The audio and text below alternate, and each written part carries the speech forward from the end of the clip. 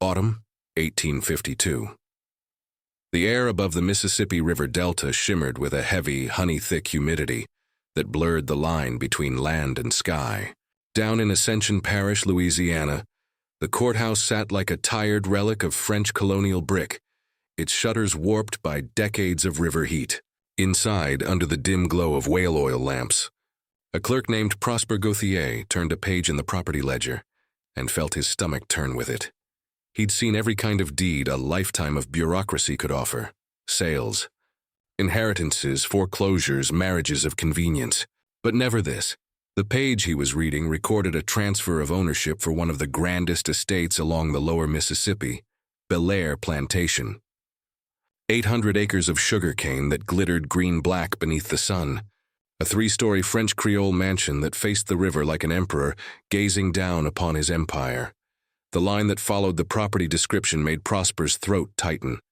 Henceforth and forever the said property, Bellere Plantation, is conveyed to Moses. No surname, no family, just Moses. And below that, written in the firm, aristocratic hand of the late Henri Beauchamp, former master of Bellere, his unmistakable signature. The witnesses, too, men Prosper knew from the parish, their names clear and inked without hesitation. Moses, a man born enslaved on that very estate, a man who by every law of the South could not own so much as the clothes on his back. Yet here it was, filed, sealed, notarized. Prosper blinked, rubbed his eyes, checked the date. 8 months after Henri Beauchamp's death. Something inside him went cold. He pushed back his chair, stood, and paced the narrow office. The floorboards creaked like the ribs of an old ship. Outside, the courthouse bell tolled 5 times, and with each chime Prosper's dread deepened. The logic of law and race, the very spine of the antebellum South, had been twisted on paper into something that should not, could not exist. He sat again, stared at the signature, then reached for his pen. In the wide left margin, where no one but he would ever think to look, Prosper Gauthier wrote 7 words in a trembling hand. God have mercy on us all. He blew gently on the ink, closed the ledger, and prayed that the page would never see daylight. Rumors in the cane fields, but in a parish where gossip traveled faster than river water, secrets never stayed buried. By the next sunrise, the story had slipped out, first through the courthouse janitor, then a shopkeeper, then a field hand, and by the week's end, the impossible deed of Moses of Bellere had become the only thing anyone talked about from Donaldsonville to Plaquemine. Some called it witchcraft. Others said the widow, Celeste Beauchamp, had lost her mind. Still others whispered that Henri Beauchamp had been cursed before he died, that his own. Sin had risen from the quarters to claim his soul and his estate. But none of those tales compared to the shock that followed 40 days later. On a cool November morning, with Spanish moss trembling in the river breeze, Celeste Beauchamp, the 26-year-old widow of a respected Creole family, entered that same courthouse accompanied by a tall, solemn man in a dark frock coat. The clerk recognized him instantly, Moses, and then she spoke the words that froze the entire room. "We are here to file a marriage license." For a full minute, no one breathed. Prosper's quill hung in the air, dripping ink onto the desk. The law of Louisiana forbade such unions. An enslaved man could not marry a white woman. Even a freedman of color risked prison or worse. But Moses, calm as if reciting scripture, produced papers, documents sealed and signed, confirming his manumission dated months before. He had studied the law. He knew the statutes. He understood exactly which words could not be argued. Prosper searched desperately for a clause to deny him, and found none. For 3 hours he stalled, questioned, reread, and rechecked until at last, hands shaking, he signed the license. When Moses and Celeste turned to leave, Prosper noticed something in the man's eyes. Not triumph, not arrogance, but a terrible, quiet certainty. The look of someone who had waited a lifetime for the world to catch up to his plans.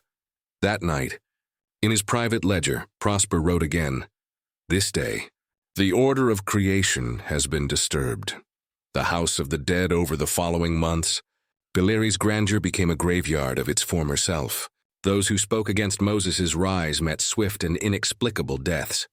First was Henri Beauchamp himself, found in his study with a rifle across his lap. His death ruled suicide, though no one could agree on the details. Then came the Greenleaf brothers, the overseers who had managed Bellere's fields for decades. One felled by fever, the other found lifeless in his room, his skin gray and his eyes wide open. A parish priest who had dared to confront the widow was thrown from his horse and died 3 days later. Each death had its explanation. Each explanation sounded rehearsed. By summer 1853, the transformation was complete. The parish registers now listed Moses Beauchamp as owner and executor of Bellere Plantation.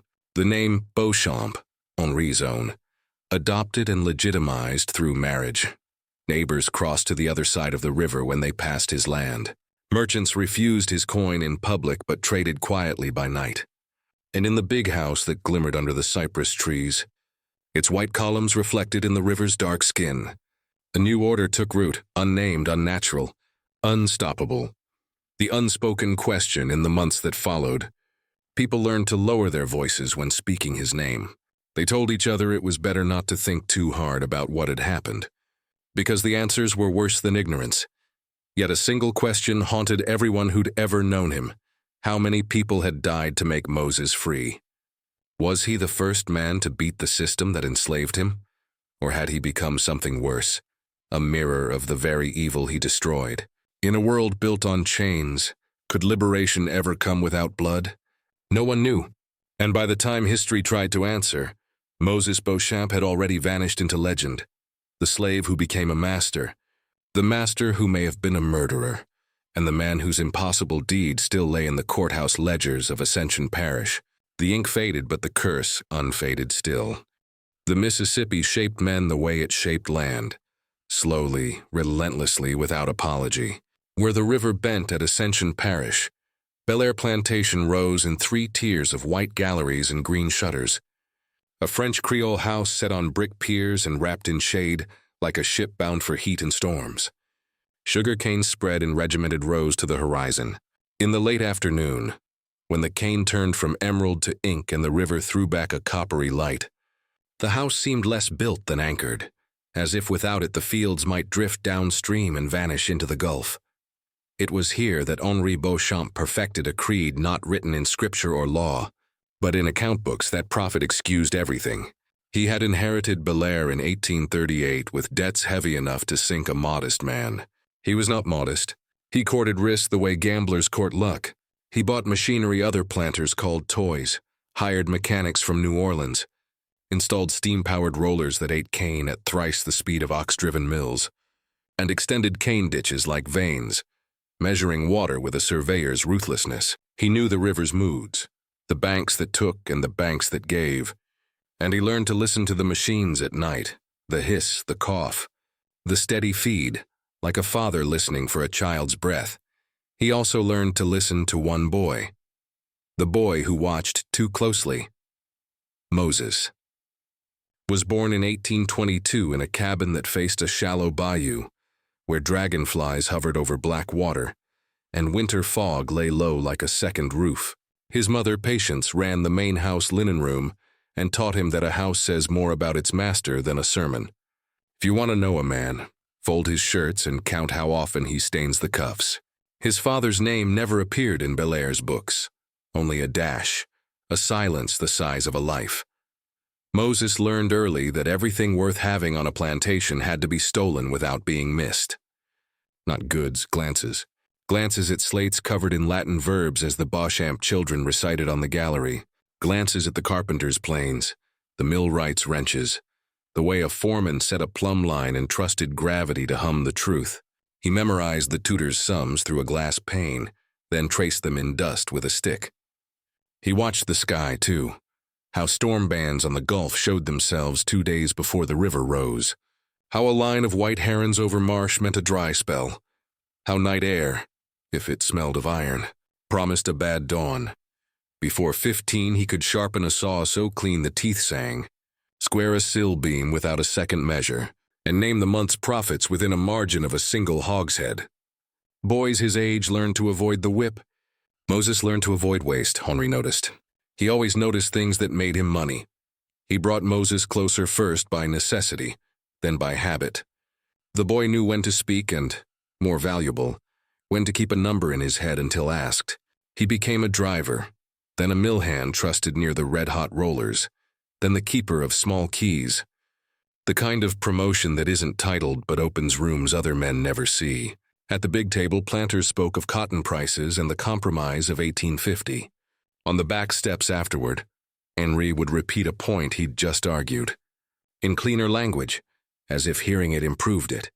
And later in the study he'd find the figure already copied into a ledger in the neat, unassuming hand of the enslaved man who had made him sound intelligent hours before. Henri told himself he was using a tool. He did not yet understand that the tool had learned the carpenter, the house that counted. Everything Bellere's main house was 3 stories of arithmetic, a ground floor of service corridors and storerooms where salt pork hung from hooks, a second floor of rooms arranged in pairs like matched numbers, and a third of smaller chambers where summer winds turned fretful and sweet. Louisa, who had nursed Henri as an infant and now ruled the household with quiet iron, knew every hinge that creaked and every board that swallowed footfall. Old Jacques, the cook, measured time by reductions, a sauce, a rumor, a life all thickened the same ways. Margot, whose mother Louisa had taught to starch collars and secrets, became Celeste's maid. It gave her access to a narrower kingdom, glass vials with Paris labels, lace pinned like small wings to a dressing board, the scent of orange flower water that clung to the mistress and meant she had not slept. From such small territories come great histories. Margot heard whispers before they grew teeth. When Celeste arrived in 1845, a girl of 19 with a waist like a truce and eyes that refused to yield, she brought a dowry of reputation and relief. Her father's gambling had carved holes in an old Creole name. Marriage to Henri patched them. She brought manners to the big house the way a pianist brings order to a parlor. But in private, the distances were immediate. A polite wife who ate like a bird and spoke in exact, cooled French. A husband who drank claret slowly, counted slowly, and loved his machines more reliably than people. In that gap between them, silence settled. And silence is a garden where other things grow. Overseers and the arithmetic of pain in the fields, authority wore a rawhide belt and the smell of horse sweat. Tobias Greenleaf and his younger brother Samuel weren't from Ascension Parish. They were small farm men who'd discovered their talent for command in other people's pain. Tobias was a rule carved in hickory, declarative, corrective, incapable of doubt. Samuel had the same jaw but not the same certainty. He preferred the shapes of orders to their consequences. Officially, the Greenleafs commanded the hands. In practice, Moses controlled the flow, who was sent to the ditch on a day when ditches mattered, who ran the wagons when the track was dry, who cut cane at the high ridges because the soil would be poorer next year, and Henri wanted the good stock saved. The overseers hated the way the enslaved man's suggestions sounded like facts. They hated how Henri listened. Moses rarely looked at them when he spoke. He looked at the work. The parish that looked away, Ascension Parish, had its rituals. Dinner parties where planters debated tariffs while enslaved girls refilled water glasses with the meekness of saints. Sunday Mass where pews and eyes kept to their places. Market day, when factors rode up from New Orleans and left on the afternoon steamer with signatures that turned into money by the time they reached the city. Henri's table glittered that year. He served sauternes with catfish and called it civilizing the frontier. Men laughed. Their wives admired Celeste's restraint. When conversation rose to politics, Henri's sentences smelled faintly of graphite, as if they'd been drafted in pencil before being spoken. Later, alone in his study, he would gather the very arguments he'd impressed his peers with and permit Moses to correct the sums, underline the error, smooth the rhetoric. Moses left nothing behind except a ledger that always balanced. No one saw the line that mattered most, the one from master to money to man, a vector that passed through Moses like a compass needle. If the parish had known what it was watching, it would have looked away faster. The study and its windows, Henri's study, overlooked the river and smelled of ink, oil, and hot metal. Above the desk, the Kentucky long rifle hung like an ancestral sentence. Its presence was theater as much as threat, the idea of violence more than its practice. Henri liked the rifle because it made him feel like his grandfather, a man before machines who won land with powder and prayer. The irony, of course, was that Henri's real weapon lay in the pages stacked on the desk. Bills of lading, lien releases, crop mortgages, insurance policies signed by men who had never seen cane but knew how to profit from weather. It was in this room that Moses learned the grammar of power. How a signature could move 100 hogsheads with more force than 100 men. How a misplaced comma in a clause could cost a harvest. How debt, if managed, was not a chain but a lever. Henri believed he was teaching a loyal servant to execute orders more efficiently. Moses believed he was learning the language of a country where he had no right to speak. Both were correct. For a while, the widow in practice, not in fact Celeste, withdrew by degrees. As if sadness were a tide too polite to flood, she appeared at dinners when invited by expectation, not desire. She played at the pianoforte in the late afternoon to fill the air with something that was not business. She liked quiet corrections. A curtain adjusted to admit an exact quotient of light.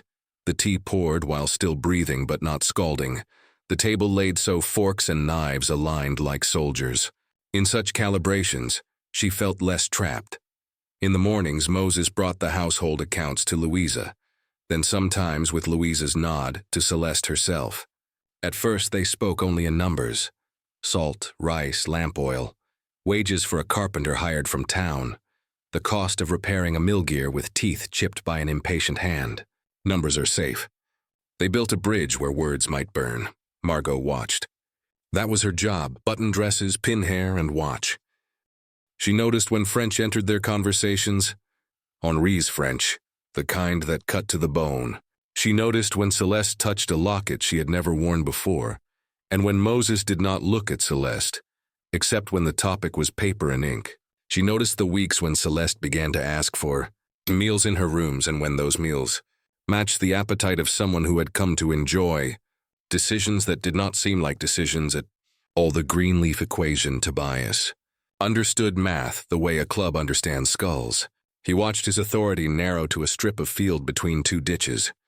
Orders that had once carried the weight of law now felt provisional, subject to correction from a man who could not legally command him. He could not name the mechanism, only its effect. Decisions now traveled through Moses no matter where they began. Tobias could beat a man into obedience. He could not beat the calendars, the contracts, the balances Moses kept in his head. Samuel tried to explain it to him one night over whiskey that smelled like turpentine. "He doesn't order us," Samuel said. "He just arranges things until there's only one order left." Tobias called it insolence anyway. Words are always the last refuge of lost control. The making of a master. By the spring of 1852, Bellere ran the way a clock runs when the mainspring is new. Cane came in high, clean stalks. The mill's rollers hummed. The vats steamed like small volcanoes, and the curing house exhaled a sugar smell so thick it stuck to the back of the throat. Henri's notebooks read like hymns. Output up, costs down, margins widened. He wrote letters to his factor in New Orleans arguing for better terms because Bellere's sugar graded high and his shipments hit the river early. He wrote to a neighbor about buying a parcel upriver from a man whose son's gambling debts had turned soil into collateral. Through all of it, Moses moved like a patient draftsman, measuring, checking, anticipating. He repositioned carts before rain made ruts. He sent teams to the far fields when the wind shifted, knowing humidity would dull machetes by noon. He chose which hands to move to ditching when a week of dry heat predicted a flood 2 weeks later. Because on the river, droughts are only floods rehearsing. He had long since learned not to celebrate good fortune.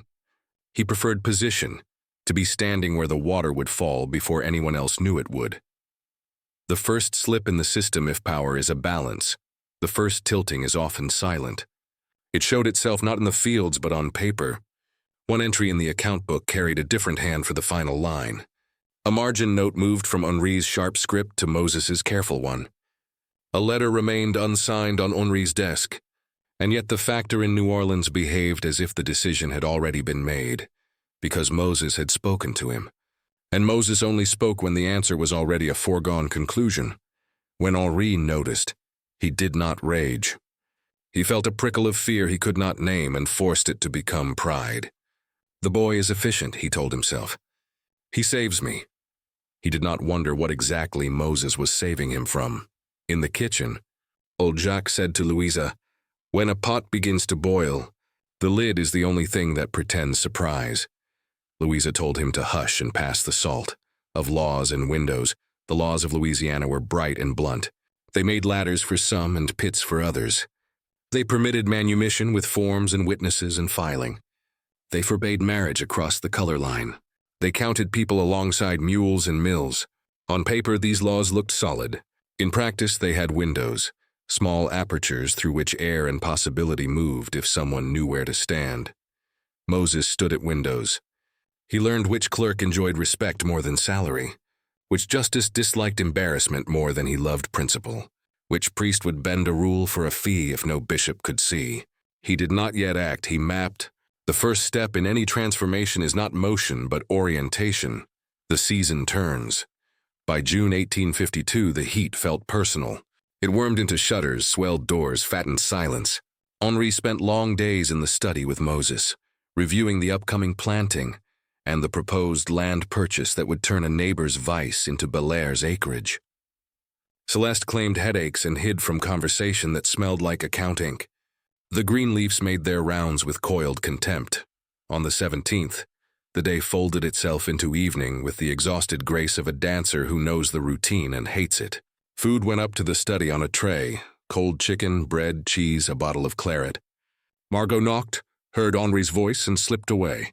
At 9:30, Tobias saw light under the study door, a detail he would later savor as if noticing it proved he'd ever truly seen anything. Between 9:30 and 11, a key turned or a voice convinced a lock. At 11:45, Louisa woke to a sound like furniture, remembering that it was wood before it was chair. What happened next belongs to another chapter, and to testimony so partial it barely deserves the word. But the pattern had already been drawn. A house built on counting. A master who mistook control for comprehension. A woman whose grief hardened into consent or surrender. The difference is a knife's edge. Overseers measuring manhood against a man who did not need to raise his voice to command. And Moses, who had learned the one lesson the South never meant to teach him. If a system is a machine, it can be studied. If it can be studied, it can be worked. And if it can be worked, it can be won. A door, a ledger, a gun, the door to Henri's study would be found ajar. The ledger would be open to a page whose totals refused to reconcile without a human being to authorize them. The gun would be placed where theater demanded it, not where physics favored it. People would later say that fate entered that room. They were wrong. Preparation did. On the gallery, the river dragged itself past as if pulling an anchor.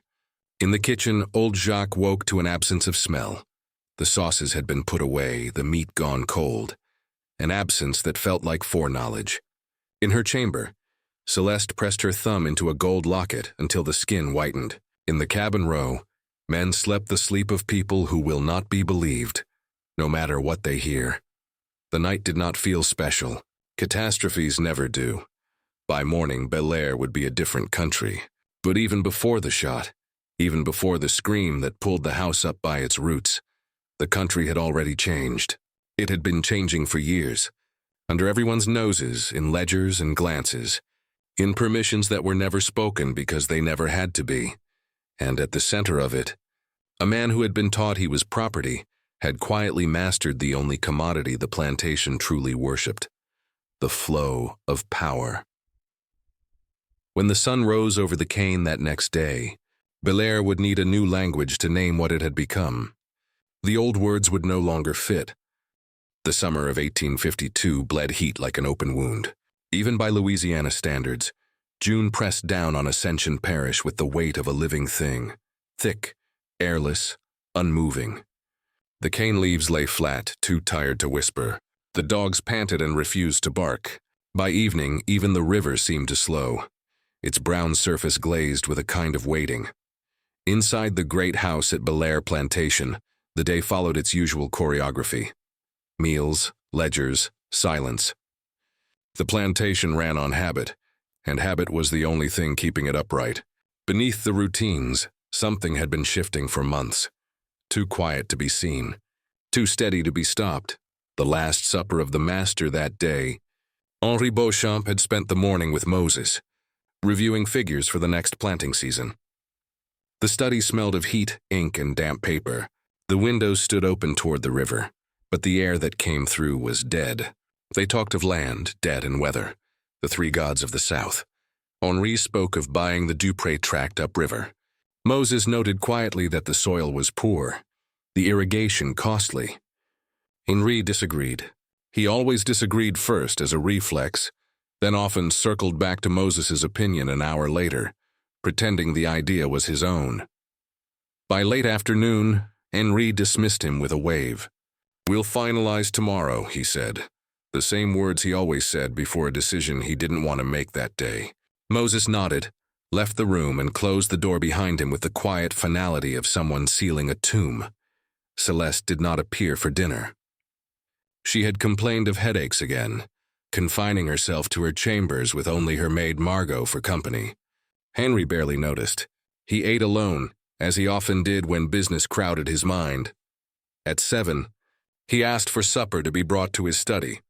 A tray of cold chicken, bread, cheese, and his favorite claret, the 1847 bottle from Bordeaux. Louisa, the housekeeper, prepared it herself. Old Jacques laid the food. Margot carried it upstairs, knocked once, and entered only far enough to place the tray upon the table. Henri's voice came from behind his desk, low and distracted. "Leave it there," he said. The door clicked shut. Margot would later swear she heard him humming, a small, contented sound that did not belong in that house. The last witnesses by 9:30. Tobias Greenleaf, the senior overseer, was making his rounds outside. The humidity turned his shirt to paste, and he cursed softly as he passed the house. Through the open shutters of the second-floor study, he saw light still burning. It struck him as typical. Henri worked too hard, drank too little, and thought too much. Tobias spat into the dirt and moved on. That detail, the light, would later become the cornerstone of every theory, the first sentence of every whispered retelling. Inside, the house slept uneasily. The servants in the rear quarters had already gone to their pallets. Celeste, still awake, sat before her mirror, combing her hair, though she could not feel the strands. When Margot brought her tea, she asked a single question. "Is the study light still on?" "Yes, ma'am," Margot said. Celeste nodded and said nothing more. The sound that split the silence around 11:45, the stillness of the plantation cracked. Louisa, half dreaming in her small room off the gallery, heard it first. A thud, heavy and final, followed by a sound that could have been wind or could have been breath leaving a body. She rose, lit a candle, and followed her instincts toward the study. The flame trembled as she climbed the stairs. The door stood slightly ajar. That, more than the noise, stopped her heart. Henri never left it open. She pushed it wider. The lamp still burned. The air smelled of gunpowder and wine. Henri Beauchamp sat behind his desk, his head thrown back, his Kentucky long rifle resting across his lap. The wall behind him was painted red. His eyes were half open, fixed on the ceiling beam where the bullet had lodged. The bottle of claret stood nearly empty. Louisa's scream tore through the house. Feet pounded the stairs. Doors flew open. In moments, the study filled. Celeste, Moses, Margot, Tobias, Samuel, and 2 terrified servants crowding the threshold. The scene was a tableau of nightmare, the master's blood drying on wallpaper, the rifle gleaming across his knees, the silence of a room that had run out of air, the doctor's confusion they sent for Dr. Matthias Fentress 5 miles away. He arrived just after 1 in the morning, a lantern swinging from his carriage, the smell of camphor following him like a shadow. He examined the body, made notes in a small leather book, and spoke in the careful tone of a man measuring every word. "Yes," he said at last. "Suicide, likely within the last 3 hours." But later, in his private papers, Fentress would record what he didn't say aloud. The powder burns were shallow. For the shot to have entered beneath the chin, the blast should have blackened both hands. It hadn't. The rifle lay across the lap too neatly for a man who had just pulled the trigger. The bottle was nearly drained, yet Henri was known to drink only 2 glasses, and his expression, though slackened by death, seemed not empty but aware, as though he had recognized the person standing before him in the instant before the shot. The widow's breakdown Celeste screamed once, then fell into a storm of sobbing that seemed to drain her soul. Louisa and Margot restrained her while the doctor poured laudanum down her throat. She quieted only when unconscious, her face wet, her fingers still clutching the hem of her mourning dress. Tobias Greenleaf took command. He ordered everyone out except his brother Samuel. He locked the door and sent a rider for the sheriff. To Moses he said nothing, but the look he gave him was full of the kind of hatred men reserve for mirrors that show too much. Moses obeyed every order, calm, precise, unshaken. He sent messages, arranged for the ice house, drafted the burial notice, calculated payroll for the week. He did it all as if this had been planned, as if Henri's death were another line item to balance before dawn. When Samuel remarked upon it the next day, how composed the man had seemed, Tobias asked, "How long do you think he's been waiting for this?" The inquiry that solved nothing by sunrise, Sheriff Antoine Theroux arrived with 2 deputies, and Justice Aldrich Boudreau, a man so thin he looked carved from candle wax. They examined the study, the body, the weapon. They questioned the household, reviewed Dr. Fentress's notes, and within hours issued their finding. Henri Beauchamp, planter, aged 45, did take his own life while in a state of melancholy and intoxication. It was the tidy answer the parish needed. No scandal, no crime, no spectacle. The ledger of death balanced clean, but it did not balance for everyone. Tobias muttered that Henri had been planning expansions, not mourning failures. Armand Beauchamp, Henri's brother, arrived from Baton Rouge the next day and confirmed the estate's accounts were healthy, the ledgers neat, the debts manageable. Louisa whispered to anyone who would listen that the master was not the kind of man to leave his affairs unfinished. Dr. Fentress, for his part, wrote a separate sealed report for the parish coroner, one that contradicted nearly every point of the official verdict. That report would disappear within the month. The 5 days of waiting Louisiana heat does not forgive the dead, and yet Henri's burial was delayed. Armand insisted the family should gather. The coffin, sealed and lined with ice, was kept in the cool dark of the plantation's storehouse. The delay infected the house like a fever. Servants moved quietly. The Greenleaf brothers patrolled with pistols on their belts. Celeste drifted through her rooms like a ghost, still deciding whether to stay. In those days, Moses ran the estate. It was not defiance. It was function. Cane had to be cut, wages paid, contracts renewed. The machine of Bellere could not stop for death. And so, without declaration or ceremony, Moses took the reins of everything his master had once controlled. No one questioned him, yet. The funeral and the locket. The funeral came on June 22nd beneath a sky white with heat. The air smelled of sugar and rot. Father Dominique Leblanc spoke of Henri's virtues, his devotion to duty, and his unexplained passing. He did not speak the word suicide. That, too, was part of the mercy. Celeste stood in black lace beside the coffin, her face unreadable. Moses stood a respectful distance away, his head bowed. Louisa, who had known both since youth, swore later that she saw their eyes meet just once across the grave, and that in that single look, something passed between them that should never have been spoken aloud. That night, when Margot undressed her mistress, she noticed a new locket around Celeste's throat. It was small, gold, old-fashioned. When she asked about it, Celeste said softly, "It belonged to my grandmother." Inside that locket, though Margot could not know it, was a folded scrap of paper and a single curl of dark hair.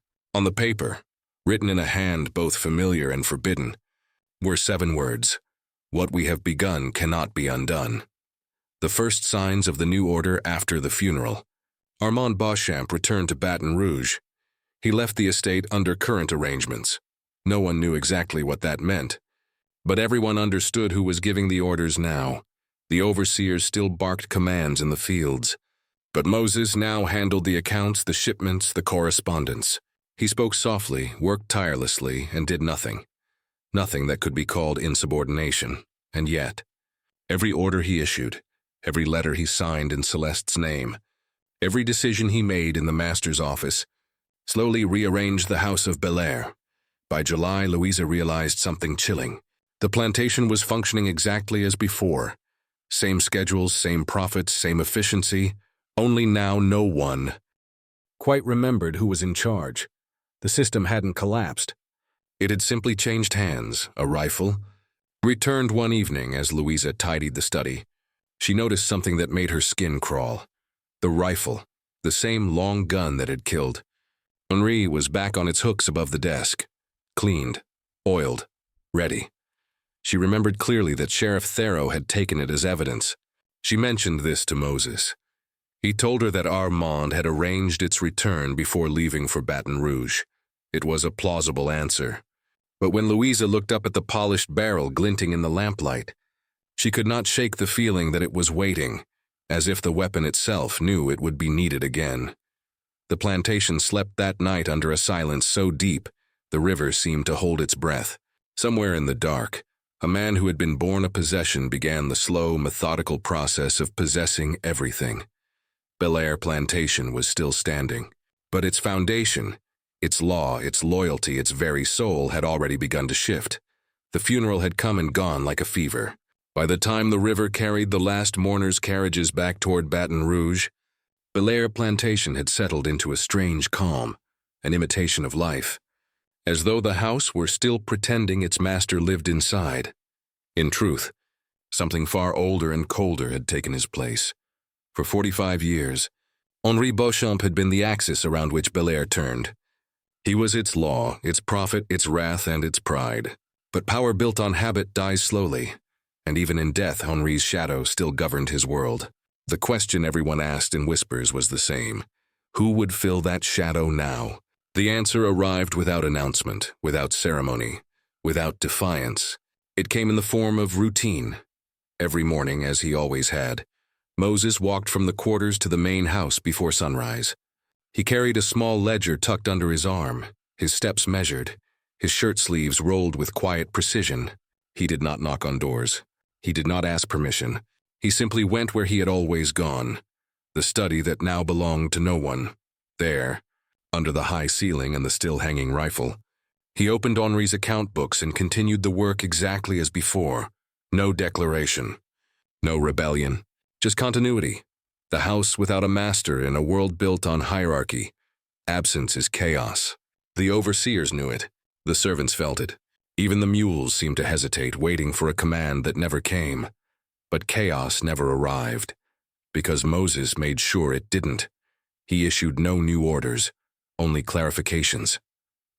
He spoke to Tobias Greenleaf not as a superior, but as an interpreter of Henri's will. Mr. Beauchamp intended the Westfield to be plowed before the flood rains, Moses would say. Mr. Beauchamp wanted the wagons to run at dawn, not noon. And because Henri's handwriting still filled the ledgers, because his name still hung on the gate, Tobias obeyed. At first it was convenience. Then it was habit. Then it was law. Celeste remained secluded in her chambers, her mourning dress the color of absence. She met no guests, answered no letters, and when she appeared at dinner, she spoke as though every sound cost her effort. To the outside world, she was the grieving widow. To those inside Bellere, she was a silence that signed papers. The estate needed signatures. Moses provided them, in her name. Whispers in the house among the household servants, suspicion grew like mildew in the summer air. They noticed that Celeste and Moses met often. In the gallery during dusk, in the parlor after supper, in the study when the rest of the house slept. They spoke quietly, sometimes in French, sometimes in English, sometimes in a language made only of glances. Margot, who attended Celeste daily, saw the signs first. The widow's meals began to match Moses's schedule. Letters arrived bearing no seal. The smell of ink and cologne clung faintly to her sleeves. One evening, when Celeste sat before the mirror, Margot caught the reflection of a small folded note resting beside her jewelry box. On it was written in that same deliberate hand Margot had seen in the ledgers, "All things must change shape to survive." When she asked Celeste who had written it, the widow smiled faintly. "Someone who understands the cost of order," she said. That was all. The overseer's resentment outside in the fields, the Greenleaf brothers seethed. They had worked under many planters, but never under an arrangement as unnatural as this, a Fredo. Black man giving instructions through the voice of a white woman too fragile to speak them. Aloud, Tobias in particular felt the insult deeply. His authority came from proximity to whiteness, and now that tether was fraying. He began to challenge small things, a shipment schedule, a labor assignment, an order to reroute wagons. Each time Moses responded with the same calm logic. Madame Beauchamp has approved this, or the estate lawyer advised such. It was impossible to refute without insulting the widow herself, and that was a line Tobias dared not cross. Every attempt to undermine Moses only made the structure tighter, the chain of command more precise. Bellere continued to run like a perfectly tuned clock, one that no longer needed its original maker. Samuel Greenleaf, younger and softer, tried to calm his brother. "You can't fight a shadow," he said one night. "You swing at it, it just slides behind you." Tobias spat into the dirt. "Then maybe I'll burn the wall and see what hides behind." A web of legitimacy. In the parish seat, the bureaucracy of death moved slowly. Probate titles, accounts, all needed witnesses, signatures, and papers. Moses knew the process better than any man alive. He had handled it for Henri dozens of times. Now he handled it for Celeste. Each week he sent letters to New Orleans. Invoices, contracts, balance sheets. The replies came addressed to Madame Beauchamp, but the handwriting of the responses matched his own drafts too closely to be coincidence. The local merchants noticed first. Orders from Bellere came on the same paper, with the same precision, but the tone had changed. Firmer, cleaner, businesslike. No wasted words, no apologies, no delays. When the blacksmith delivered his bill, he found the coin waiting. When the sugar broker came to settle accounts, the books balanced before he arrived. Bellere was becoming flawless, and flawlessness always hides fear. The widow's role, Celeste, for her part, seemed to drift between two realities. In the daylight, she was the grieving lady of the house, her eyes red-rimmed, her voice soft and measured. But in the evenings, something in her posture changed. Shoulders straightened, gaze steady. She began to read the papers Moses brought her, signing them not with reluctance but understanding. Sometimes she asked questions about interest rates, about export schedules, about cane yields. Moses answered each with quiet clarity. To the servants who overheard, it was unclear who was leading and who was following. All they knew was that the line between them was gone. Father Leblanc, the parish priest, continued his weekly visits to offer spiritual comfort. His sermons were filled with veiled warnings about sin and temptation. Celeste listened politely, but her expression remained distant. When he left, she would stand by the window and watch the road until his figure disappeared into the trees. "Moses," she once said after one such visit, "he believes we've invited the devil into this house." Moses looked up from his ledger. "Then he misunderstands who owns it."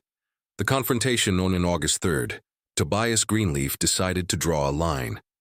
He stormed into the mill office, red with heat and anger, holding a contract Moses had signed on behalf of the widow, the sale of 60 hogsheads of sugar to a New Orleans factor at a price higher than any neighboring estate had achieved. "You had no right," he shouted. "You can't sign the master's name. You can't bargain with men of standing. You're forgetting what you are." The office fell silent. Moses did not raise his voice. "My place," he said quietly, "is wherever Madame Beauchamp decides it to be. If you question my authority, you question hers. If you question hers, you question the arrangements made by her husband's family. You are free to do so, but I suggest you write to Mr. Armand Beauchamp in Baton Rouge and explain yourself." The room stayed still long after he finished. The clerk stared at the floor. Tobias's fury turned to something colder, fear. That evening he began writing a letter to Armand, detailing his concerns about the Negro's growing influence and the widow's compromised state of mind.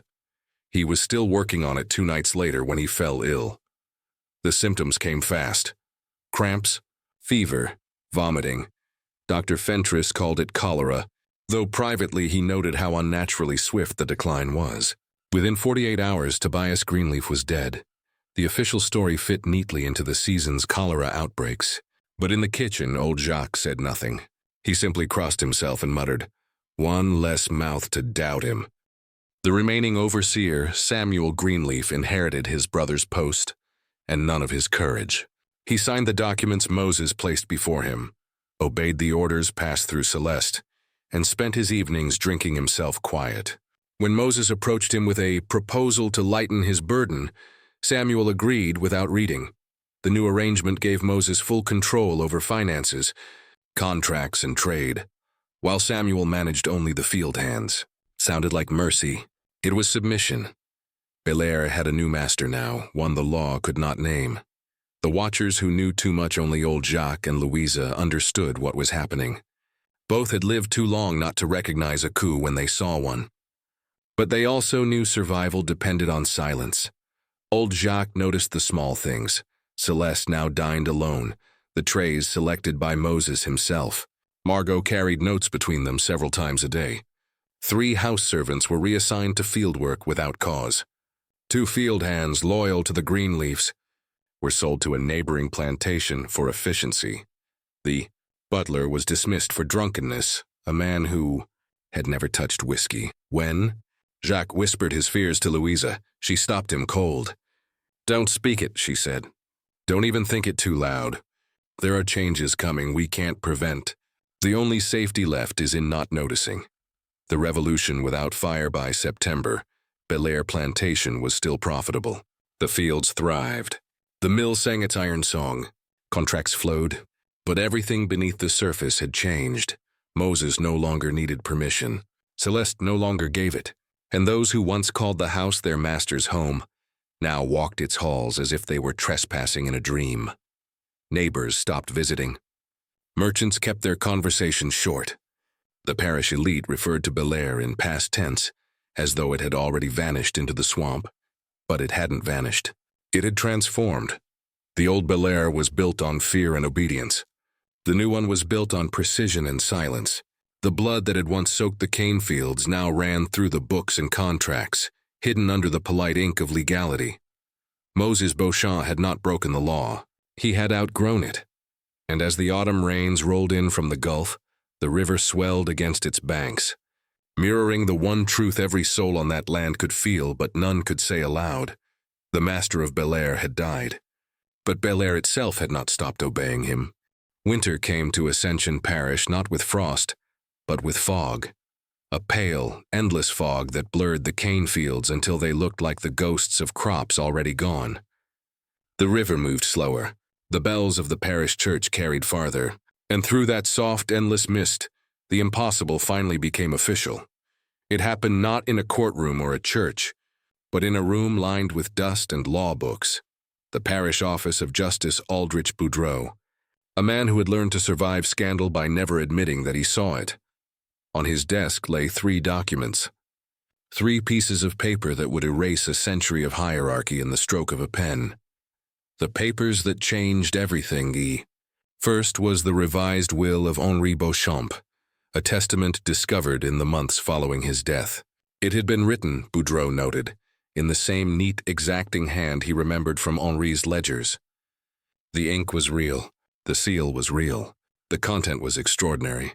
"It is my wish," it read, "that the man known as Moses, servant and steward of my estate, be granted his freedom in full, and that all debts or claims against him be void. I further empower my widow, Madame Celeste Beauchamp, to execute this act in my name." The second document was the power of attorney, granting Celeste complete authority to manage all assets of Bellere Plantation in accordance with her late husband's wishes. The third document, and the one that would haunt the parish for decades, was the certificate of manumission itself, dated April 15, 1852, months before Henri's death. That date made the impossible legal. Moses, it claimed, had already been free when Henri died. Everything since, his management of the estate, his partnership with Celeste, his presence in the house, was therefore legitimate. Justice Boudreau's pen hovered above the page. His hand shook once, then steadied. He signed. Outside, the fog pressed against the windows like breath, and with that signature, the world inside Bellere shifted from heresy to legality. Moses Beauchamp was now, by every measure of law, a free man. The parish reacts news traveled faster than the river current. By the following week, it reached every porch and parlor in Ascension Parish. Some refused to believe it. Others believed it too quickly, as if they had been waiting for proof of sin. At the post office, men spat tobacco into the dirt and muttered words like fraud and forgery. At Sunday Mass, women whispered behind fans that Madame Beauchamp had lost her soul to her servant. Even the priest, Father Leblanc, delivered a sermon so full of scripture about unnatural order that the meaning required no explanation. But no one could act on their outrage, because on paper, everything was clean. Every seal intact, every date precise, every witness accounted for. Moses had learned the truth long ago. The law doesn't need to be broken. It only needs to be rewritten. The marriage license, if. The manumission was the first blow to the old order. The second was the one that shattered it completely. On the morning of November 28, 1852, Moses and Celeste arrived together at the courthouse. The clerk, Prosper Gauthier, the same man who had once written "God have mercy on us all" in the margins, nearly dropped his pen when he saw them. They stood side by side, Celeste dressed in widow's gray, Moses in a dark wool coat freshly pressed. Their posture held the solemnity of ceremony. "Not rebellion. We are here," Moses said calmly, "to file a license of marriage." Prosper looked from one face to the other. Then to the papers Moses slid across the desk. The same manumission certificate Boudreau had signed, the power of attorney, the will and a letter of reference from Edward Lafleur, a New Orleans attorney whose name carried more weight than the parish judge himself. Legally, it was flawless. Morally, it was unthinkable. Prosper tried to object, but the law left no space for it. The form was filled, the fee paid, the signatures made. When he finally stamped the document, his hand trembled. As they left, Moses paused at the door, turned slightly, and said, "History is written by the men who understand paperwork." Prosper never forgot those words. The ceremony. The wedding took place 3 weeks later, December 19, 1852, in the small drawing room of Bellere Plantation. It was not a grand affair. No music, no crowd, only 6 witnesses: Louisa, Margot, Samuel Greenleaf, Dr. Fentress, Father Corbeau, a defrocked priest desperate for coin, and a single notary from Baton Rouge. The vows were spoken softly, the priest's voice trembling. When he reached the line, "Until death do you part," he paused, looked at the bride, then the groom, and whispered almost to himself, "God help us all." Celeste's hand did not shake. Moses's voice was steady as stone. When it was done and the ink of their signatures had dried, Father Corbeau pocketed his fee and left without looking back. He would die in New Orleans 2 months later, his throat cut in an alley, his pockets turned out. No one ever claimed his body. The neighbors' fury. The marriage sent shockwaves through the parish. Other planters refused to trade with Bellere. Invitations to social gatherings stopped arriving. Servants from neighboring estates crossed themselves when they passed its gates. But outrage could not undo legality. Every complaint sent to Baton Rouge was returned with the same cold answer. The marriage was lawfully executed between 2 free persons of consenting age. And so, the parish fell silent, not in acceptance but in paralysis. They had no weapon left but gossip. Behind closed doors they said Celeste had gone mad, that she slept beside a devil, that Moses had bewitched her with herbs, powders, or poison. They said he never smiled because smiling would reveal his pact with darkness. But those who had seen his eyes knew the truth. Moses needed no sorcery. He had mastered something far greater: patience. The plantation under new rain, after the wedding, Bellere became a world apart. The fields ran with mechanical perfection. The accounts balanced themselves.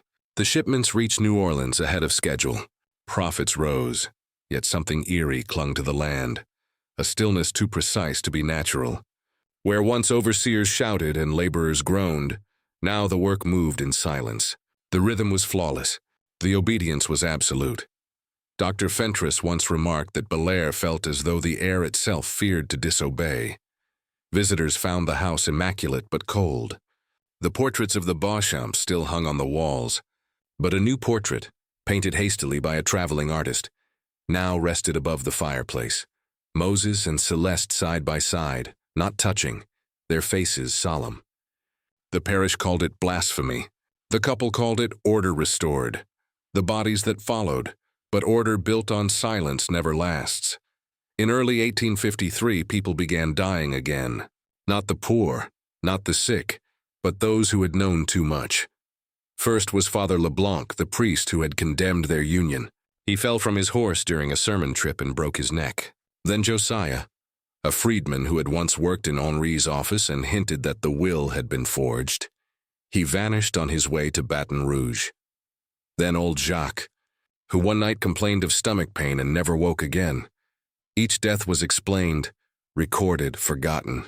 Each brought Bellere a little more peace, and through it all Moses' name remained untarnished. No witness, no weapon, no proof, just a perfect symmetry of timing and silence.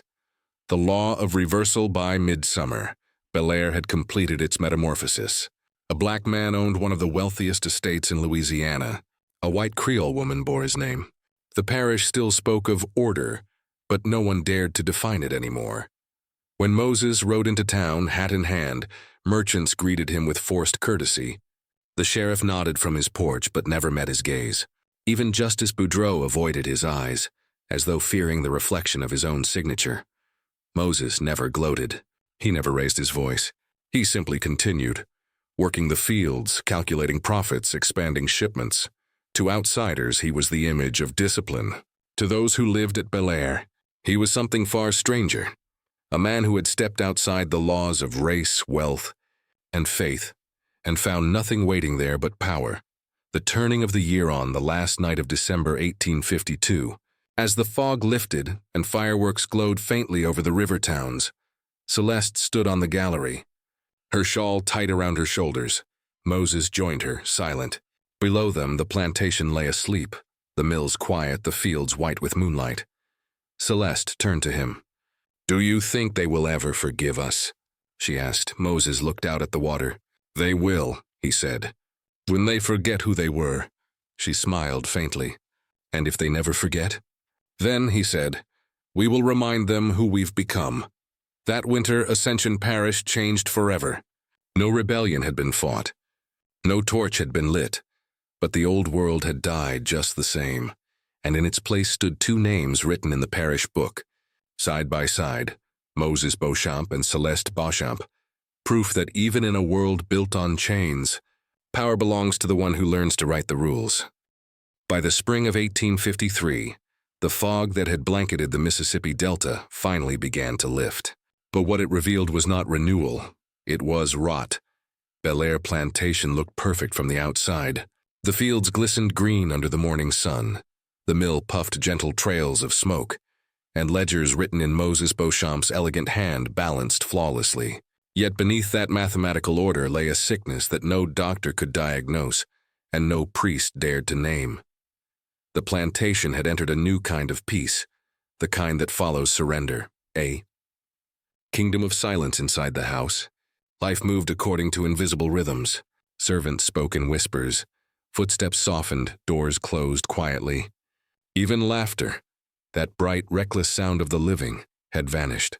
Celeste drifted through her rooms like a shadow of lace and perfume. Her beauty had turned cold, her eyes distant, her voice hollow, as if every word had to be drawn from some place deep within her chest. Moses, by contrast, thrived in this silence.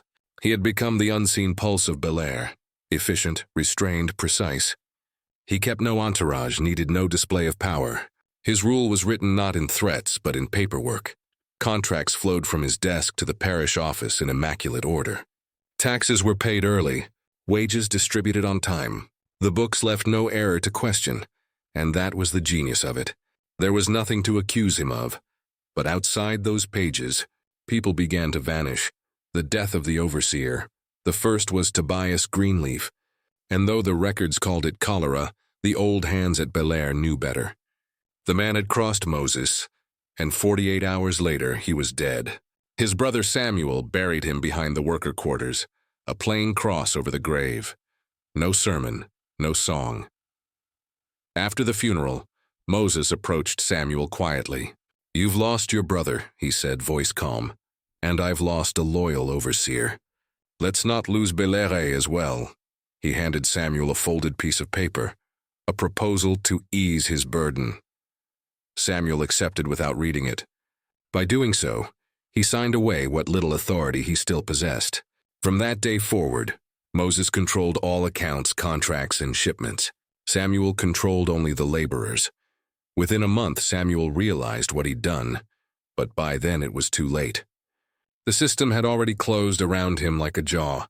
The kitchen whispers old Jacques, who had cooked for 3 generations of Beauchamps, noticed the change before anyone else. He saw the small details. Celeste no longer dined in the great hall, but in her private chamber. Trays selected personally by Moses.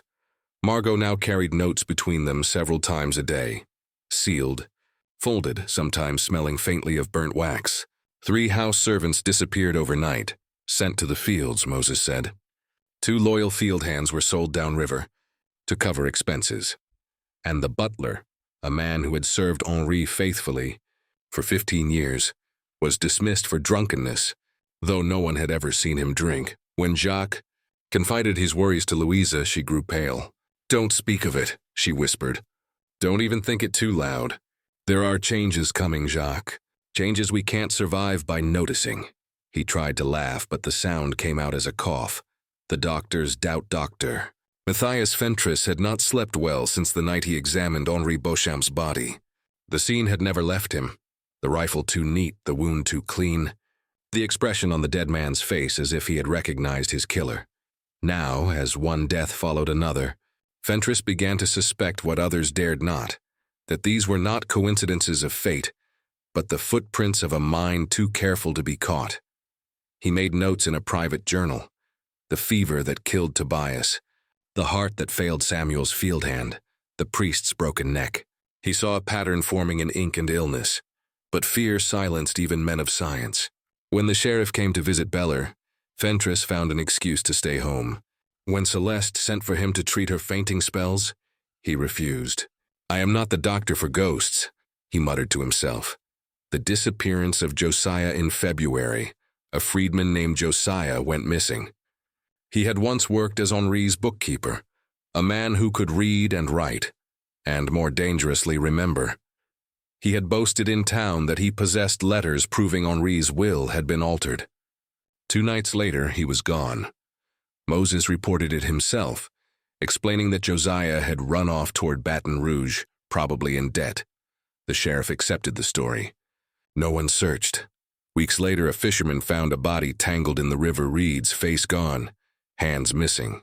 The sheriff called it unidentifiable. Old Jacques said nothing, but that night, he buried his rosary in the kitchen garden. The priest who knew too much by March, Father Leblanc, had begun to suspect what the parish would not admit. He had been Celeste's confessor before the scandal, and though she refused to meet him now, he still prayed for her soul every Sunday. He knew she had sinned, but he feared the sin was far greater than lust. When he wrote to the bishop in New Orleans, warning that a corruption unnatural to the law of God has taken root in Ascension Parish, the letter never arrived. On June 23, 1853, Father Leblanc was found unconscious on the road between Bellere and his chapel. His horse was nearby. His skull was fractured. He died 3 days later without waking. The official report called it a riding accident. The parish whispered that his death was divine punishment for prying where heaven had drawn its curtain. But Margot knew better. The maid's secret Margot. Celeste's maid had seen too much for too long. She had found the letters, the ones written in Moses's careful script, sealed with Celeste's initials, dated months before Henri's death. They spoke of the moment to come, of the foundation that must be removed, and of the silence we will build afterward. Margot hid them beneath a floorboard in her quarters, planning to take them to Father Leblanc. But when the priest died, she realized she was next. She fled Bellere under cover of night, clutching a satchel that held her only protection. Those letters. She made it 15 miles downriver before she was stopped by a patrol, looking for escaped servants. The official report said she became violent, that the woman attacked an officer and sustained fatal injuries. The satchel was never recovered. Her body was buried without a name. Celeste did not attend the burial. Moses sent a wreath. The doctor's visit by midsummer, Dr. Fentress's unease turned to terror. He decided to speak to Sheriff Theroux at last. But before he could leave his house, Moses appeared at his door. The doctor would later write in his journal, "He came unannounced, polite as always, dressed in a black coat though the day was scorching. He thanked me for my medical service to the parish, and then spoke of natural law, of how death, though mysterious, always follows order. He said it would be unfortunate if a respected man mistook that order for malice. I realized then that this was not conversation. It was warning. Fentress canceled his meeting. That night he wrote, "I have chosen cowardice over courage. May God forgive me. I believe evil walks among us not with rage, but with patience." The isolation of Bellere by late summer, Bellere Plantation stood completely alone. Neighboring planters refused to trade. Parish merchants dealt only through intermediaries. Letters from New Orleans arrived without greetings and ended without courtesy. But the estate continued to flourish. Moses had secured new contracts through his factor, Joachim Tessier, a trader known for his indifference to scandal. The profits grew even as the parish turned its back. And still, more people died. A laborer fell into the mill gears. A clerk took ill after reviewing old contracts. A messenger carrying papers for the probate court disappeared between Bellere and Baton Rouge. Each death quieted another rumor. Each disappearance erased another witness. By autumn, no one dared speak the name Moses Beauchamp above a whisper, the widow's transformation. Meanwhile, Celeste changed in ways that frightened even her most loyal servants. She rarely spoke, rarely left her chamber.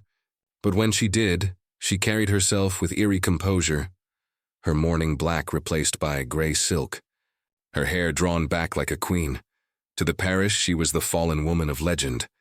To those inside Bellere, she had become something else entirely, the accomplice of order. When Louisa once dared to suggest hiring new servants from New Orleans, Celeste replied coldly, "We have all the help we need. More eyes bring more lies." Moses never contradicted her. He didn't need to. The new law by the end of 1853, Bellere was no longer part of Louisiana, not in spirit, not in law, not in conscience. The parish officials still listed it in their ledgers, still collected its taxes, but everyone knew the truth. Bellere was now a kingdom of two. Every soul on the estate served only one will, a will written in perfect ink and sealed with a widow's ring. The plantation slaves still worked, ate, prayed, and sang, but the songs no longer had rhythm. The air itself felt watched, and those who remembered the old master whispered that Henri Beauchamp still walked the upper gallery at night, not as a ghost of vengeance, but as a warning, because the man who had once been his servant had done what no rebellion, no uprising, no fire ever could. He had learned the machinery of power so perfectly that he no longer needed to destroy it to win. He only had to take its seat. When the year ended, the parish clerk made one small notation in his annual records beside the entry for Bellere Plantation. Estate stable. Production increased. Proprietor, Monsieur Beauchamp, no comment. No controversy, just a line of ink. The line that divided one world from the next. By the spring of 1854, Bellere was no longer part of Louisiana. It sat on the edge of the Mississippi like a wound the land had chosen to forget. Its sugar mills still roared. Its ledgers still gleamed in perfect ink. But its name, once spoken with pride at parish dinners, was now whispered like a curse. The rest of Ascension Parish had begun to circle. They could not tolerate the miracle that stood before them. A man once enslaved, now lord of the grandest estate in the Delta, husband to a Creole widow and master of silence. Every power that slavery had promised to protect, the church, the law, the bloodlines, had been mocked by the living proof of Moses Beauchamp. And so, quietly, methodically, the world decided that Bellere must be erased. The lawsuit, the first strike, came not with torches but with lawyers. In March 1854, a young attorney from New Orleans named Philippe Dufresne arrived with an entourage and a sealed order from the civil court. He claimed to represent Henri Beauchamp's distant cousins in France, and his mission was simple: to overturn the will that had made Celeste, and by extension Moses, the legal owners of Bellere. His argument was a masterpiece of Southern hypocrisy. The late Monsieur Beauchamp was not of sound mind at the time of his death. He was under the influence of a dangerous Negro, whose proximity compromised both his will and his widow. The parish nodded along. The court smelled blood, but Moses was already 2 steps ahead. He summoned Charles Chalnier, a New Orleans lawyer of impeccable repute, and placed in his hands every receipt, every signature, every sealed document that could prove the estate's legality. Then he said quietly, "I want them to drown in the very law they worship." The hearing was set for September. Until then, both sides prepared for war, not with soldiers, but with paper, coin, and influence. The fire in the barn before the trial could begin. The first spark came, literally. On a humid April night, the barn at Bellere caught fire. It began in 3 separate corners at once. Within minutes, the flames devoured the hayloft, the stables, and a shipment of sugar bound for New Orleans. The blaze glowed red across the river, painting the fog like blood. Moses was first to arrive. He ordered the men to form a line from the well, his voice cutting through the chaos like a blade. Celeste stood on the gallery above, unmoving, her face ghost pale in the firelight. By dawn, the barn was gone, but the mansion still stood. When the sheriff came to investigate, he found 3 charred footprints leading away from the ruins.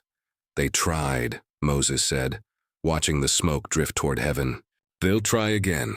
The shot in the dark. The second strike came in May. Moses was riding back from the river road when a musket cracked from the cypress grove.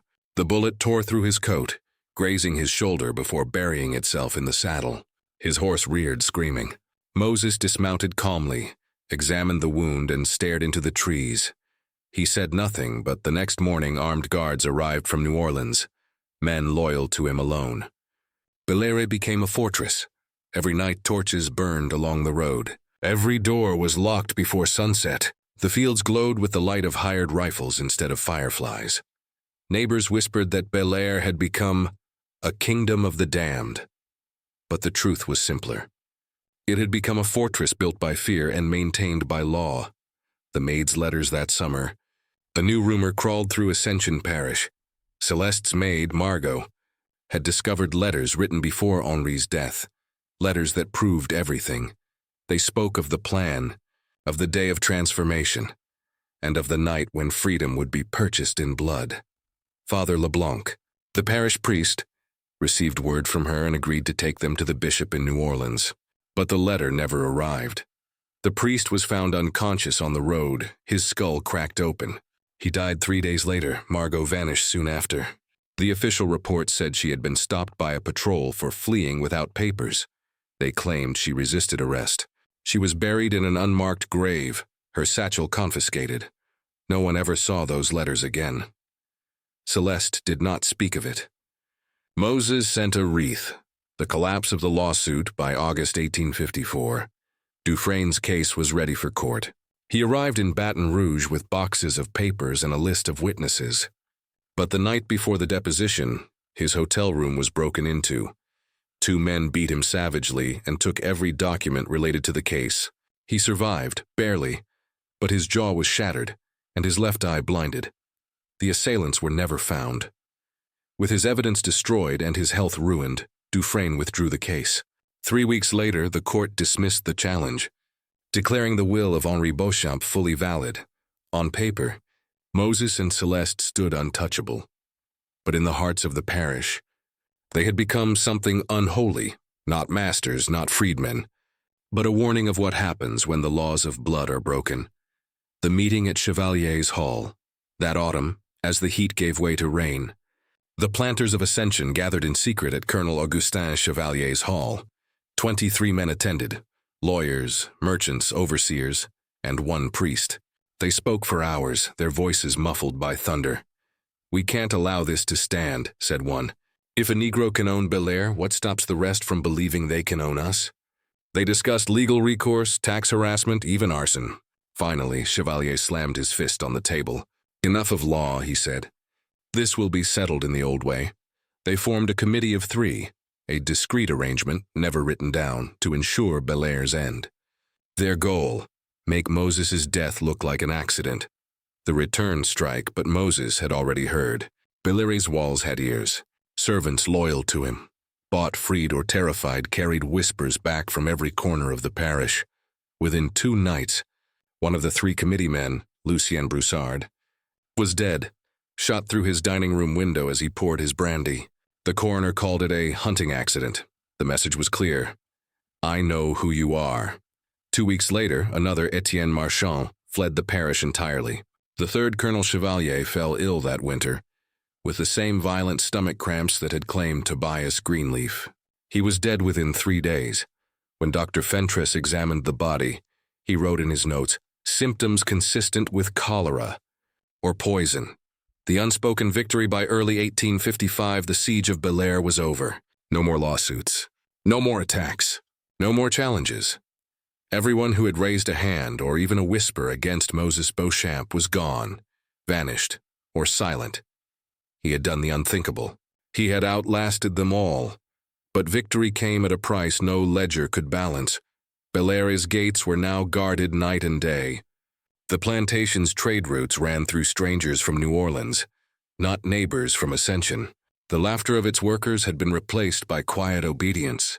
Even the songs at dusk, the sorrowful hymns of the enslaved, had ceased. Bellere was profitable, efficient, and utterly dead inside. The widow's decline. Celeste began to fade soon after. Her health wavered. Her speech grew faint. She slept in long stretches, waking only to stare at the horizon as if listening to voices no one else could hear. When Dr. Fentress came, Moses met him at the door. She is resting, he said. There is nothing you can do. From that day, no one but Moses entered her room. Louisa said she sometimes heard Celeste talking to herself, whispering names, apologizing to people who were long dead. By Christmas, her laughter had stopped entirely. The legend of the fortress by the end of 1855. Bellere Plantation had become more myth than place. Travelers spoke of seeing torches burning at the riverbank where no one lived. Fishermen claimed to hear music at midnight, soft, rhythmic, mechanical. The parish no longer dared to speak Moses's name aloud. Children were warned not to walk near the old Bellere road after sundown, and the few who still worked its fields said the master's study light burned every night. Long after the rest of the house went dark, when someone asked what business a man could have alone at that hour, the reply was always the same: he's not alone. He's just counting who's left. By spring, Moses Beauchamp stood unchallenged, a man born in chains who now ruled through ink, silence, and blood. But the land beneath Bellere had begun to shift. The river swelled higher each year. The cane yields fell. The air grew still and heavy with a smell no fire could burn away. It was as if the Mississippi itself had grown tired of keeping his secret. By 1859, Bellere Plantation was a monument to exhaustion. The cane fields still waved gold and green. The mill still breathed smoke into the humid air. But everything that gave those things meaning, voices, laughter, the pulse of life, was gone. For 7 years, Moses Beauchamp had ruled his domain like a mathematician presiding over a graveyard. He had outlasted his enemies, silenced the parish, and turned rebellion into routine. But now the walls that had protected him began to close in, the hollow kingdom. The year began with the sound of absence. No songs at dusk, no gossip in the kitchens. The enslaved people of Bellere had learned that freedom could exist in silence, and they moved through their days as quietly as ghosts. Moses walked among them rarely now. He preferred the study, where Henri Beauchamp's rifle still hung above the desk and the ledgers still lay open, as though they required constant tending to stay alive. He had become a creature of ink and solitude. The man who once defied the laws of the South now lived by laws of his own making: order, calculation, control. Yet every entry in the account books led to the same question: for what? Celeste's collapse, Celeste's decline began that spring. At first it was fatigue, then confusion. She spoke to people who weren't in the room, called for servants who had long been dismissed. Sometimes she mistook Moses for Henri. She had always been pale, but now her skin turned nearly translucent, her body thin and fragile as porcelain. Louisa, her old housekeeper, said that the widow looked as if death were already teaching her how to stand still. When Dr. Fentress came to examine her, Moses met him at the door. "She needs peace, not medicine," he said quietly. "There's nothing left to cure." Celeste lived the rest of her days in the upstairs chamber. Her window shuttered against the sun. Sometimes the servants heard her whispering prayers in French. Other times they heard laughter that ended too suddenly. On October 17, 1859, she stopped speaking altogether. She was found lying in her bed, eyes open, hands folded neatly, a faint smile on her lips. The doctor wrote melancholia and wasting disease on the certificate. Moses did not attend her funeral. He sent a wreath of white magnolias and a note that read simply, "May she find the peace she sought in life." The entire parish took it as a confession, though no one could say of what. The breaking of the chain 2 weeks later. Moses called the remaining servants and laborers to the front steps of the house. There were 73 of them left. He read from a document stamped and sealed in Baton Rouge, their freedom papers. Every man, woman, and child on Bellere was free to go. The shock rippled through them like thunder. Some wept, some fled that very night. Others stayed, not knowing where to begin again. When Louisa asked him why, Moses replied, "Because I refused to be master of the thing that made me a monster." By freeing them, he had destroyed the machine that kept Bellere alive. Within a month, the fields went wild. The mill went cold. The estate that had once been the jewel of Ascension Parish became a skeleton of its former glory. And still, Moses remained. The last conversation in December 1859. He summoned Dr. Matthias Fentress to the house one final time. The doctor found him seated in Henri's old study, the same room where the first blood had been spilled. Papers covered the desk, deeds, contracts, letters. The rifle still hung above, polished and ready. Moses poured 2 glasses of brandy and gestured to a chair. "You've wondered," he said, "what really happened here. You've written notes in secret, avoided my eyes, prayed for my absence. I respect that." Fentress said nothing. Moses continued, his tone even. "I did what your world forced me to. You made a cage and I learned how to open it from the inside. Every man who died was part of the price. Do I regret it? Only that freedom feels no different than the chains I broke." He leaned forward. "Tell me, doctor, if you could end an injustice only by committing another, would you do it?" Fentress hesitated. "I don't know." Moses smiled faintly. "That's the right answer. Anyone certain is already damned." That was the last time anyone saw him alive. The disappearance on January 12, 1860, a field worker noticed the front door of Bellere standing open. Inside, the rooms were immaculate. The study smelled faintly of smoke and ink. Moses's clothes, papers, and personal effects were gone. Only one item remained on the desk, the gold locket that had once belonged to Celeste. Inside, it was a single strand of her hair and a folded scrap of paper that read, "Everything I built, I now release." He was never seen again. Some claimed he boarded a ship in New Orleans under the name Maurice Beaumont. Others swore they saw him in Mexico, running a merchant business and passing for white. But to the people of Ascension Parish, he had simply vanished, swallowed by the same river that had mirrored his rise. The doctor's testament, Dr. Fentress lived another 12 years. When he died in 1871, a sealed letter was found among his papers addressed to the Louisiana Historical Society. Inside was his private journal, the full record of Bellere, Henri's suspicious death, Tobias Greenleaf's illness, the vanishings, the marriage, the silences. At the end, he wrote, "I have come to believe that Moses Beauchamp was both murderer and miracle, victim and vengeance. The system that enslaved him taught him the art of power, and then condemned him for mastering it. If he was evil, it was an evil born of our own design. If he was just, it was justice too long delayed." The final letters in 1903, more than 40 years after Moses's disappearance.